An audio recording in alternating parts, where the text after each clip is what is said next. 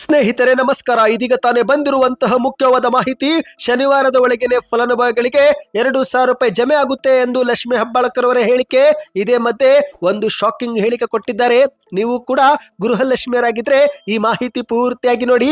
ಮತ್ತೊಂದಡಿಯಲ್ಲಿ H D. Kumaraswamy ಅವರು ಡಿ.ಕೆ. ಶಿವಕುಮಾರ್ ವಿರುದ್ಧ ಜೋರಾಗಿನೇ ವಾಗ್ದಾಳಿ ಮಾಡಿದ್ದಾರೆ.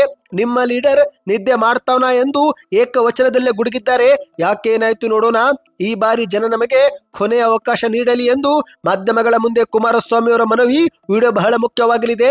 ನೀವು ಕೂಡ ರೈತರಾಗಿದ್ರೆ PM ಕಿಸಾನ್ ಸಮ್ಮಾನ್ ನಿಧಿ ಯೋಜನೆ ಫಲಾನುಭವಿಗಳಾಗಿದ್ರೆ ನಿಮಗೆ ಒಂದು ಮುಖ್ಯವಾದ ಮಾಹಿತಿ.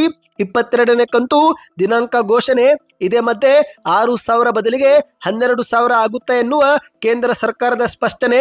ಎಲ್ಲ ಮಾಹಿತಿ ನೋಡೋಣ. ಕಲಬುರಗಿ ಜಿಲ್ಲೆ ಬೆನ್ನಲ್ಲೇ ಮತ್ತೊಂದು ಜಿಲ್ಲೆ ರೈತರಿಗೂ ಕೂಡ ಪರಿಹಾರ ಹಣ ಜಮಾ. ಸಚಿವರ ಹೇಳಿಕೆ. ನೀವು ಕೂಡ ಈ ಜಿಲ್ಲೆ ರೈತರಾಗಿದ್ರೆ ಶೀಘ್ರವೇ ನಿಮ್ಮ ಬ್ಯಾಂಕ್ ಖಾತೆಗೆ 8,500 ರೂಪಾಯಿಗೂ ಹೆಚ್ಚು ಹಣ ಜಮಾವಾಗಲಿದೆ. ಮತ್ತೊಂದಡಿಯಲ್ಲಿ ಕೇಂದ್ರ ಸರ್ಕಾರದ ಬಜೆಟ್ಗೆ ದಿನಗಣನೆ ಪ್ರಾರಂಭ. ಸಭೆ ಮೇಲೆ ಸಭೆ ಮಾಡುತ್ತಿರುವ ನಿರ್ಮಲಾ ಸೀತಾರಾಮನ್ ಅವರು ಯಾವಾಗ ಬಜೆಟ್ ಆಗುತ್ತೆ, ಏನಿದು ಮಾಹಿತಿ, ಎಲ್ಲ ಸುದ್ದಿಗಳನ್ನ ಡೀಟೇಲ್ ಆಗಿ ನೋಡೋಣ. ಅದಕ್ಕಿಂತ ಮೊದಲು ಸುದ್ದಿ ಒನ್ ಯೂಟ್ಯೂಬ್ ಚಾನೆಲ್ಗೆ ನೀವು ಮೊದಲು ಬಾರಿ ಭೇಟಿ ಕೊಡುತ್ತಿದ್ದರೆ ದಯವಿಟ್ಟು ಸಬ್ಸ್ಕ್ರೈಬ್ ಆಗಿ ಪಕ್ಕದಲ್ಲಿ ಕಾಣಿಸೋ ಗಂಟೆ ಒತ್ತಿ. ಇದರಿಂದ ರಾಜ್ಯದ ಮುಖ್ಯವಾದ ಮಾಹಿತಿಗಳು ನಿಮಗೆ ಸಿಗುತ್ತವೆ. ವಿಡಿಯೋಗೆ ಲೈಕ್ ಮಾಡ್ತಾ ವಿಡಿಯೋನ ಪೂರ್ತಿಯಾಗಿ ನೋಡಿ. ಬನ್ನಿ ಸ್ನೇಹಿತರೆ, ಎಲ್ಲ ಸುದ್ದಿಗಳನ್ನು ಡೀಟೇಲ್ ಆಗಿ ನೋಡೋಣ.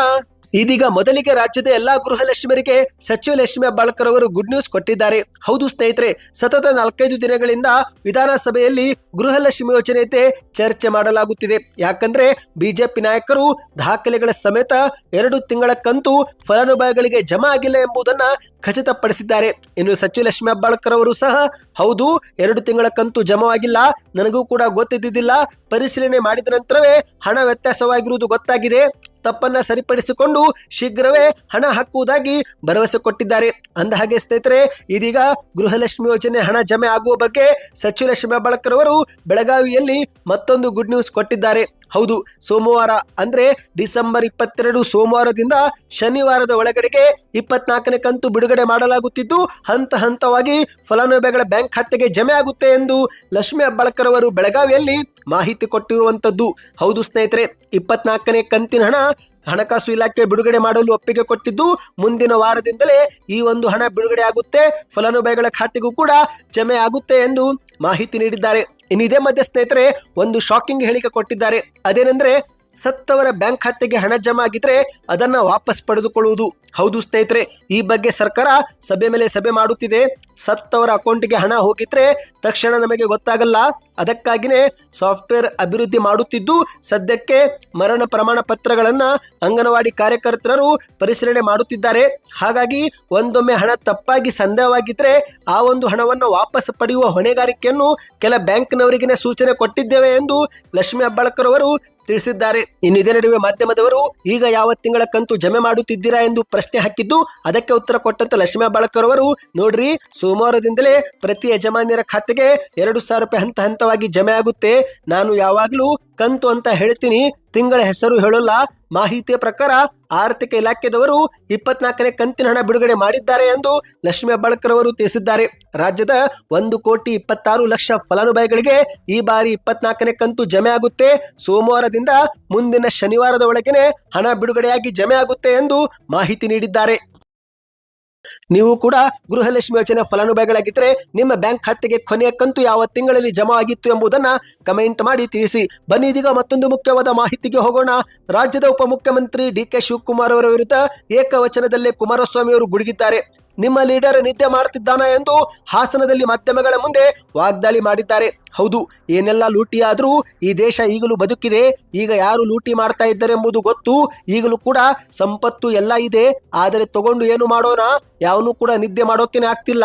ಇನ್ನು ನಿಮ್ಮ ಲೀಡರ್ ಯಾರೋ CM ಆಗ್ಬೇಕು ಅಂತಾನಲ್ಲ, ಅವನೇನು ನಿದ್ದೆ ಮಾಡ್ತಿದ್ದಾನ ಎಂದು ಎಚ್.ಡಿ. ಕುಮಾರಸ್ವಾಮಿ ಅವರು ಪರೋಕ್ಷವಾಗಿ ಡಿ.ಕೆ. ಶಿವಕುಮಾರ್ ಅವರ ವಿರುದ್ಧ ವಾಗ್ದಾಳಿ ಮಾಡಿದ್ದಾರೆ. ಇದೇ ವೇಳೆ ಮತ್ತೆ ಮುಂದುವರೆದು ಮಾತನಾಡಿದಂತ ಕುಮಾರಸ್ವಾಮಿ ಅವರು, ನನ್ನಲ್ಲಿ ಯಾವುದೇ ಸಣ್ಣತನ ಇಲ್ಲ, ಮುಕ್ತ ತೀರ್ಮಾನ ಮಾಡಲು ಬಿಜೆಪಿ ಜೊತೆ ಸಂಬಂಧ ಬೆಳೆಸಿದೆ. ಕಾಂಗ್ರೆಸ್ಸು ನೋಡಿಯಾಗಿದೆ. ದೇವೇಗೌಡರು ಕಾಂಗ್ರೆಸ್ ನಂಬಿ ಅವರ ಜೀವನ ಹಾಳು ಮಾಡಿಕೊಂಡ್ರು. ದೇವೇಗೌಡವರ ಜೀವನ ರಾಜಕೀಯವಾಗಿ ಹಾಳಾಗಲು ಪ್ರಮುಖ ಕಾರಣವೇ ಕಾಂಗ್ರೆಸ್ ಎಂದು ಮಾಧ್ಯಮಗಳ ಮುಂದೆ ಗುಡುಗಿದ್ದಾರೆ. ಈಗ ನನಗೆ ಕಾಡಿಗೆ ಹೋಗ್ಬಿಡ್ಬೇಕು ಎನಿಸುತ್ತೆ ಎಂದು ಹೇಳುವ ಮೂಲಕ ಕುಮಾರಸ್ವಾಮಿ ಅವರು ವೈರಾಗ್ಯದ ಬಗ್ಗೆ ಮಾತನಾಡಿದ್ದಾರೆ. ಹೌದು ಸ್ನೇಹಿತರೆ, ನಾನು ಮತ್ತೆ ಸಿಎಂ ಆಗಬೇಕು ಎನ್ನುವ ಮತ್ತೆ ನನಗೆ ಆಸೆ ಇಲ್ಲ. ಆದರೆ ನಾನು ಬದುಕಿರುವವರೆಗೂ ನನ್ನ ಮೇಲೆ ವಿಶ್ವಾಸ ಇಟ್ಟು ಬರುವ ಪ್ರತಿ ಬಡವರಿಗೆ ಏನಾದರೂ ಶಕ್ತಿ ತುಂಬಲು ಸಾಧ್ಯನಾ ಎಂಬ ಚಿಂತೆ ನನಗೆ ಈಗಲೂ ಕೂಡ ಇದೆ. ದೇವರು ನನಗೆ ಎಲ್ಲ ಕೊಟ್ಟಿದ್ದಾನೆ, ಎಲ್ಲ ನೋಡಿಯಾಗಿದೆ. ಈಗ ನನ್ನ ಪರಿಸ್ಥಿತಿ ಹೇಗಾಗಿದೆ ಅಂದ್ರೆ ಯಾರ ಕೈಗೂ ಸಿಗದೆ ಎಲ್ಲಾದರೂ ಅರಣ್ಯಕ್ಕೆ ಹೋಗಿ ಗುಪ್ತವಾಗಿ ಇದ್ದು ಬಿಡಬೇಕು ಅನಿಸುತ್ತಿದೆ ಎಂದು ಕುಮಾರಸ್ವಾಮಿ ಅವರು ಶಾಕಿಂಗ್ ಹೇಳಿಕೆ ಕೊಟ್ಟಿದ್ದಾರೆ. ಅಂದಹಾಗೆ ಸ್ನೇಹಿತರೆ, ಇದೇ ಮಧ್ಯೆ ಜನ ನಮಗೆ ಕಡೆಯ ಅವಕಾಶ ನೀಡಬೇಕು ಎಂದು ಮನವಿ ಕೂಡ ಮಾಡಿದ್ದಾರೆ. ಹೌದು, ದೇವರು 5 ಬಾರಿ ನನಗೆ ಜೀವನ ಕೊಟ್ಟಿದ್ದಾನೆ, ನನಗೆ 5ನೇ ಬಾರಿಗೆ ಭಗವಂತ ಲೈಫ್ ಕೊಟ್ಟಿದ್ದಾನೆ. ಕಡೆಯ ಬಾರಿ ರಾಜ್ಯದ ಜನ ಒಂದು ಅವಕಾಶ ನಮಗೆ ಕೊಡಲಿ. ಕೇಂದ್ರ ಸರ್ಕಾರ ಯಾವ ಸರ್ಕಾರದ ಆರ್ಥಿಕ ನೆರವು ಕೂಡ ನನಗೆ ಬೇಕಿಲ್ಲ. 2 ಬಾರಿ ಮುಖ್ಯಮಂತ್ರಿಯಾಗಿ ನನಗೆ ಅನುಭವವಿದೆ. ಖಜಾನೆ ಖಾಲಿ ಮಾಡುವುದು ಕೂಡ ಬೇಕಾಗಿಲ್ಲ, ಅಭಿವೃದ್ಧಿ ಮಾಡಬಹುದು ಎಂದು ಕುಮಾರಸ್ವಾಮಿ ಅವರು ಹೇಳಿದ್ದಾರೆ. ಸ್ನೇಹಿತರೆ, ಬನ್ನಿ ಮತ್ತೊಂದು ಮುಖ್ಯವಾದ ಮಾಹಿತಿಗೆ ಹೋಗೋಣ. ನೀವು ಕೂಡ ರೈತರಾಗಿದ್ದು PM ಕಿಸಾನ್ ಸಮ್ಮಾನ್ ನಿಧಿ ಯೋಜನೆಯ ಫಲಾನುಭವಿಗಳಾಗಿದ್ರೆ ನವೆಂಬರ್ ತಿಂಗಳಲ್ಲಿ ನಿಮ್ಮ ಬ್ಯಾಂಕ್ ಖಾತೆಗೆ 2,000 ರೂಪಾಯಿ ಜಮಾವಾಯ್ತಾ? ಕಮೆಂಟ್ ಮಾಡಿ. ಹೌದು ಸ್ನೇಹಿತರೆ, ಇಲ್ಲಿವರೆಗೆ ಕೇಂದ್ರದ ಸರ್ಕಾರ 21 ಕಂತುಗಳನ್ನ ಜಮಾ ಮಾಡಿದೆ. ನಿಮ್ಮ ಬ್ಯಾಂಕ್ ಖಾತೆಗೆ ನವೆಂಬರ್ ತಿಂಗಳಲ್ಲಿ 2,000 ರೂಪಾಯಿ ಜಮಾ ಆಗಿಲ್ಲವೆಂದ್ರೆ ಕಮೆಂಟ್ ನಲ್ಲಿ ಇಲ್ಲ ಎಂದು ಕಮೆಂಟ್ ಮಾಡಿ. ಇದೀಗ ದೇಶದ ಕೋಟ್ಯಾಂತರ ರೈತರು 22ನೇ ಕಂತಿಗಾಗಿ ಕಾದು ಕುಳಿತಿದ್ದಾರೆ. ಈಗಾಗಲೇ ಗೂಗಲ್ ನಲ್ಲಿ 22ನೇ ಕಂತು ಯಾವಾಗ ಜಮೆ ಆಗುತ್ತೆ ಎಂಬ ಮಾಹಿತಿಯೂ ಕೂಡ ಅಪ್ಡೇಟ್ ಆಗಿದೆ. ಹೌದು ಸ್ನೇಹಿತರೆ, ಫೆಬ್ರವರಿ 28, 2026ರಲ್ಲಿ 22ನೇ ಕಂತು ಜಮೆ ಮಾಡಲಾಗುತ್ತಂತೆ. ಇದೇ ಮಧ್ಯೆ ಸಾಮಾಜಿಕ ಜಾಲತಾಣದಲ್ಲಿ ಒಂದು ಸುದ್ದಿ ಭಾರಿ ಸದ್ದು ಮಾಡುತ್ತಿದೆ. ಅದೇನೆಂದ್ರೆ 6,000 ರೂಪಾಯಿಯಿಂದ 12,000 ರೂಪಾಯಿಗೆ ಮೊತ್ತ ಏರಿಸಲಾಗುತ್ತಿದೆ ಎಂಬ ಸುದ್ದಿ ಭಾರಿ ವೈರಲ್ ಆಗಿತ್ತು. ಈ ಬಗ್ಗೆ ಕೇಂದ್ರದ ಸರ್ಕಾರ ಅಧಿಕೃತವಾಗಿ ಸ್ಪಷ್ಟನೆ ಕೊಟ್ಟಿದೆ. ಹೌದು, ಕಳೆದ ಕೆಲ ದಿನಗಳಿಂದ ಸಾಮಾಜಿಕ ಜಾಲತಾಣಗಳಲ್ಲಿ PM ಕಿಸಾನ್ ಸಮ್ಮಾನ್ ನಿಧಿ ಯೋಜನೆ ಮೊತ್ತ ದುಪ್ಪಟ್ಟು ಮಾಡಲಾಗುತ್ತೆ ಎಂಬ ಸುದ್ದಿ ವ್ಯಾಪಕವಾಗಿ ಚರ್ಚೆಗೆ ಕಾರಣವಾಗಿದ್ದು, ಈ ಬಗ್ಗೆ ಸಂಸತ್ನಲ್ಲಿ ಕೇಳಲಾದ ಪ್ರಶ್ನೆಗೆ ಕೇಂದ್ರದ ಕೃಷಿ ಸಚಿವಾಲಯ ಉತ್ತರ ಕೊಟ್ಟಿದೆ. ಹೌದು ಸ್ನೇಹಿತರೆ, PM ಕಿಸಾನ್ ಸಮ್ಮಾನ್ ನಿಧಿ ಯೋಜನೆಯ ಪ್ರಸ್ತುತ ಇರುವಂತಹ 6,000 ರೂಪಾಯಿ 12,000 ರೂಪಾಯಿಗೆ ಏರಿಸುವ ಯಾವುದೇ ಪ್ರಸ್ತಾವನೆ ನಮ್ಮ ಮುಂದೆ ಇಲ್ಲ ಎಂದು ಕೇಂದ್ರದ ಕೃಷಿ ಸಚಿವಾಲಯ ಸ್ಪಷ್ಟನೆ ಕೊಟ್ಟಿದೆ. ಅಂದರೆ ರೈತರು ಎಂದಿನಂತೆ ವರ್ಷಕ್ಕೆ 3 ಕಂತುಗಳಲ್ಲಿ ಈಗಲೂ ಕೂಡ 6,000 ರೂಪಾಯಿ ಮಾತ್ರ ಪಡೆಯಲಿದ್ದಾರೆ. ಅಂದಹಾಗೆ ಸ್ನೇಹಿತರೆ, ನೀವೇನಾದರೂ ರೈತರಾಗಿದ್ದರೆ ಕಮೆಂಟ್ನಲ್ಲಿ ರೈತ ಎಂದು ಕಮೆಂಟ್ ಮಾಡಿ, ರೈತರ ಬಗ್ಗೆ ಮಾಹಿತಿ ತಂದು ಕೊಡುತ್ತೇವೆ. ಇನ್ನು PM ಕಿಸಾನ್ ಸಮ್ಮಾನ್ ನಿಧಿ ಯೋಜನೆಯ ಮುಂದಿನ ಕಂತು ಪಡೆದುಕೊಳ್ಳಲು KYC ಪ್ರಕ್ರಿಯೆ ಪೂರ್ತಿಗೊಳಿಸಿ ಭೂ ದಾಖಲೆಗಳನ್ನು ಸರಿ ಮಾಡಿಕೊಳ್ಳಿ. ಅಂದ್ರೆ ನಿಮ್ಮ ಆಧಾರ್ ಮತ್ತು ಬ್ಯಾಂಕ್ ಖಾತೆಗೆ ಭೂ ದಾಖಲೆಗಳು ಲಿಂಕ್ ಆಗಿರುವಂತೆ ನೋಡಿಕೊಳ್ಳಿ ಮತ್ತು ಕೊನೆಯದಾಗಿ ಬ್ಯಾಂಕ್ ಖಾತೆಗೂ ಕೂಡ ಆಧಾರ್ ಕಾರ್ಡ್ ಅನ್ನ ಲಿಂಕ್ ಮಾಡಿಕೊಳ್ಳಿ. ಇಷ್ಟು ಮಾಡಿದ್ರೆ ಕಿಸಾನ್ ಸಮ್ಮಾನ್ ನಿಧಿ ಯೋಜನೆ ಕಂತು ನಿಮ್ಮ ಬ್ಯಾಂಕ್ ಖಾತೆಗೆ ಜಮೆ ಆಗುತ್ತಿರುತ್ತೆ. ಬನ್ನಿ ಸ್ನೇಹಿತರೆ, ಮತ್ತೊಂದು ಮುಖ್ಯವಾದ ಮಾಹಿತಿಗೆ ಹೋಗೋಣ. ಕಲಬುರಗಿ ಜಿಲ್ಲೆ ಬೆನ್ನಲ್ಲೇ ಮತ್ತೊಂದು ಜಿಲ್ಲೆ ರೈತರಿಗೆ ಬೆಳೆ ಹಾನಿ ಪರಿಹಾರ ಜಮೆ ಆಗುವುದು ಶುರುವಾಗಲಿದೆ. ಹೌದು ಸ್ನೇಹಿತರೆ, ಬೀದರ ಜಿಲ್ಲೆ ಕುರಿತಂತೆ ಒಂದು ಮುಖ್ಯವಾದ ಮಾಹಿತಿ. ಬೀದರ ಜಿಲ್ಲೆ ರೈತರಾಗಿದ್ದರೆ ಕಮೆಂಟ್ ನಲ್ಲಿ ಗುಡ್ ನ್ಯೂಸ್ ಎಂದು ಕಮೆಂಟ್ ಮಾಡಿ. ಹೌದು, ಬೀದರ ಜಿಲ್ಲೆಯಲ್ಲಿ ಅತಿವೃಷ್ಟಿಯಿಂದ ಬೆಳೆ ಹಾನಿಗೊಳಗಾದ 1,86,426 ರೈತರ ಬ್ಯಾಂಕ್ ಖಾತೆಗಳಿಗೆ 17 ಹಂತಗಳಲ್ಲಿ ಒಟ್ಟು 261 ಕೋಟಿ ರೂಪಾಯಿ ಪರಿಹಾರ ಜಮೆ ಮಾಡಲಾಗುತ್ತಿದೆ ಎಂದು ಜಿಲ್ಲಾ ಉಸ್ತುವಾರಿ ಸಚಿವರಾಗಿರುವ ಈಶ್ವರ ಬಿ ಖಂಡ್ರೆ ಅವರು ತಿಳಿಸಿದ್ದಾರೆ. ಹೌದು, ಬೀದರ ಜಿಲ್ಲೆಯಲ್ಲಿ ಪತ್ರಿಕಾಗೋಷ್ಠಿಯಲ್ಲಿ ಈ ಒಂದು ಮಾಹಿತಿ ಕೊಟ್ಟಿದ್ದಾರೆ. ಬೀದರ ಜಿಲ್ಲೆಯಲ್ಲಿ ಮುಂಗಾರು ಹಂಗಾಮಿನಲ್ಲಿ ಪ್ರವಾಹದಿಂದ ಬೆಳೆ ಹಾನಿಯಾದ ರೈತರಿಗೆ NDRF ಹಾಗೂ SDRF ಅಡಿಯಲ್ಲಿ ಕೇಂದ್ರ ಸರ್ಕಾರದ ಮಾರ್ಗಸೂಚಿಯಂತೆ ಪರಿಹಾರ ವಿತರಿಸಲಾಗುತ್ತಿದೆ ಎಂದು ಮಾಹಿತಿ ಕೊಟ್ಟಿದ್ದಾರೆ. ಒಂದೊಮ್ಮೆ ಮಳೆ ಆಶ್ರಿತ ಬೆಳೆ ಹಾನಿಯಾಗಿದ್ರೆ ಪ್ರತಿ ಹೆಕ್ಟರ್ಗೆ 8,500, ನೀರಾವರಿ ಬೆಳೆ ಹಾನಿಯಾಗಿದ್ರೆ 17,000 ಮತ್ತು ಬಹುವಾರ್ಷಿಕ ಬೆಳೆಯಾಗಿದ್ರೆ 22,500 ರೂಪಾಯಿಯಂತೆ ಬೆಳೆ ಹಾನಿ ರೈತರಿಗೆ ಹಣ ಹಾಕುತ್ತಿದ್ದೇವೆ. ಹಂತ ಹಂತವಾಗಿ ಈ ಒಂದು ಹಣ ಜಮೆ ಆಗುತ್ತೆ ಎಂದು ಮಾಹಿತಿ ಕೊಟ್ಟಿದ್ದಾರೆ. ಹೌದು ಸ್ನೇಹಿತರೆ, ಬೀದರ ಜಿಲ್ಲೆಯ ಮುಂಗಾರು ಹಂಗಾಮಿನಲ್ಲಿ ಸೋಯಾಬೀನ್, ತೊಗರಿ ಬೆಳೆ, ಉದ್ದು, ಹೆಸರು ಮತ್ತು ಹತ್ತಿ ಬೆಳೆಯಲಾಗಿದ್ದು ಈ ಒಂದು ಬೆಳೆ ಹಾನಿಯಾಗಿದ್ರೆ ಅಂತವರಿಗೆ ಪರಿಹಾರ ಹಣ ಜಮಾ ಮಾಡಲಾಗುತ್ತಿದೆ. ಬನ್ನಿ ಸ್ನೇಹಿತರೆ, ಕೊನೆಯ ಮಾಹಿತಿಗೆ ಹೋಗೋಣ. ಡಿಸೆಂಬರ್ ತಿಂಗಳು ಮುಗಿಯುವುದರ ಮುನ್ನವೇ ಕೇಂದ್ರದ ಸರ್ಕಾರ ಬಜೆಟ್ನ ಒಂದು ಸಿದ್ಧತೆ ಶುರು ಮಾಡಿದೆ. ಹೌದು ಸ್ನೇಹಿತರೆ, ಫೆಬ್ರವರಿ 1, 2026ರಂದು ಕೇಂದ್ರದ ಸರ್ಕಾರ ಮತ್ತೊಮ್ಮೆ ಬಜೆಟ್ ಮಂಡಿಸಲಿದೆ. ಹೌದು, ಬಜೆಟ್ ಬಗ್ಗೆ ಇಡೀ ದೇಶಕ್ಕೆ ಕುತೂಹಲವಿದ್ದು 2017ರಿಂದಲೂ ಕೂಡ ಪ್ರತಿ ವರ್ಷ ಫೆಬ್ರವರಿ 1ರಂದೇ ಕೇಂದ್ರದ ಬಜೆಟ್ ಮಂಡನೆ ಮಾಡಲಾಗುತ್ತಿದೆ.